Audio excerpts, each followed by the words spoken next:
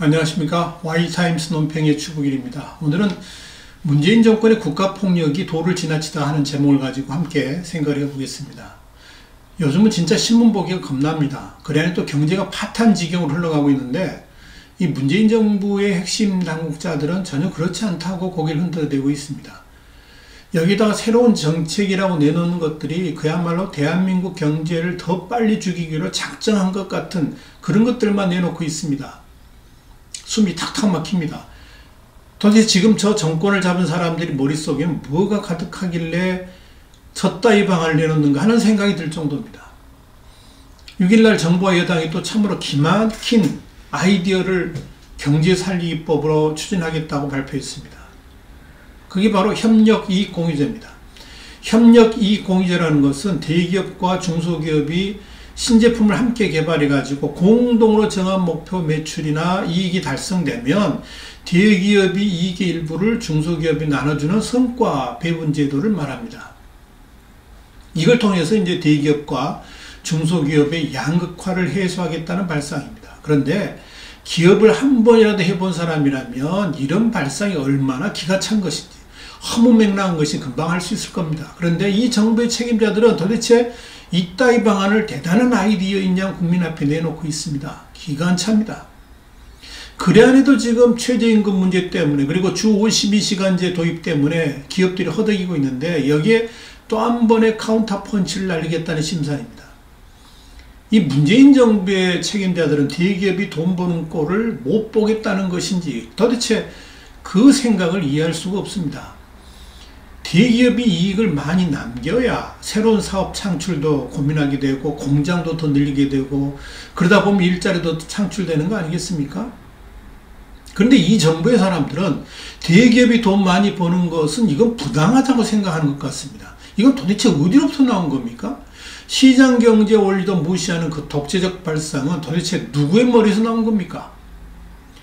대기업이 올린 이익 일부를 중소협력업체하고 공유하도록 법으로 사실상 강제하는 협력이익공유제는 의원 시절에 면세점 사업기간 단축법을 도입했다가 10년에서 5년으로 줄였잖아요.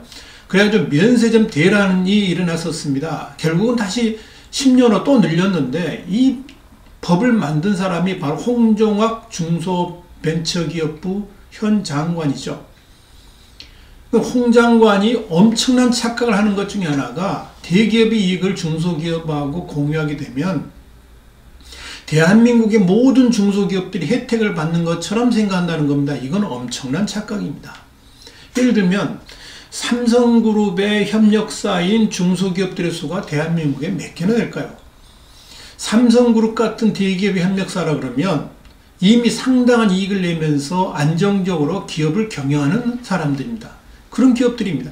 이런 기업들 2차, 3차까지 다 합쳐도요. 전체 중소기업들의 20% 정도도 안 됩니다.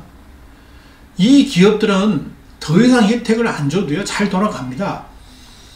이들보다 더 관심을 가져야 될 기업들은 대기업들하고 연관된 1차는 물론이고 2차, 3차가 아니고요. 아예 그 바운더리에 끼지도 못하는 중소기업들입니다.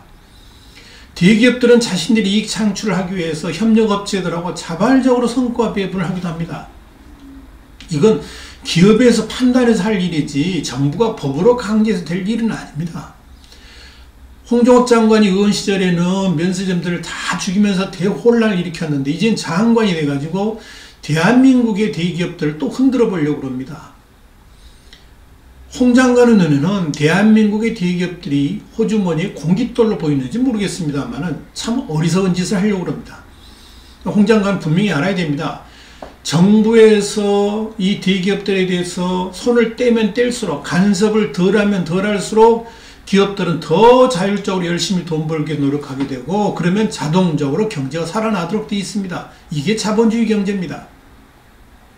어줍지 않은 지식으로 경제 생태계를 망치는 이 좌파적 완장만능주의가 대한민국의 생존을 어렵게 하고 있다는 것을 알아야 됩니다. 기업의 당면 목표가 이익을 내는 거 아닙니까? 그걸 통해서 이제 기업을 확장해 나가는 것이고 그것이 바로 기업의 사명이고 또 목표입니다.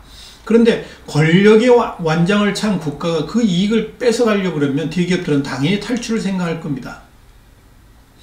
그리 안에도 이 권력의 완장을 내세우는 좌파 정권 때문에 기업들이 해외 엑소더스가 시작되고 있는데, 만약에 협력이 공유제까지 시행한다 그러면 그 엑소더스는 더 심각한 상황으로 빠져들게 될 겁니다.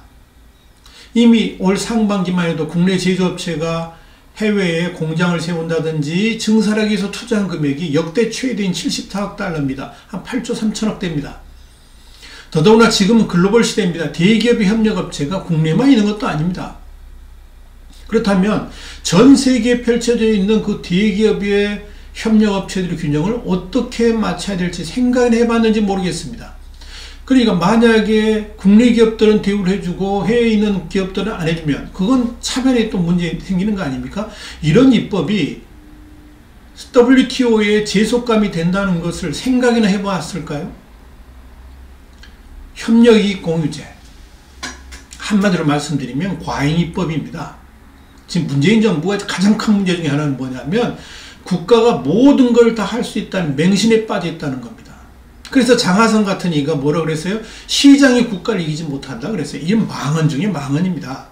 소위 교수 출신의 작자가 그런 말 합니다. 한때 정부에 대해서 분노하라 그랬는데 그렇게 선동했던 사람이 지금 자신들이 그 선동의 대상이 되고 있다는 걸 왜 모르는지 모르겠습니다. 얼마 전 문재인 정부가 도로교통법을 개정해가지고 자전거를 탈 때 반드시 헬멧을 착용하도록 했습니다.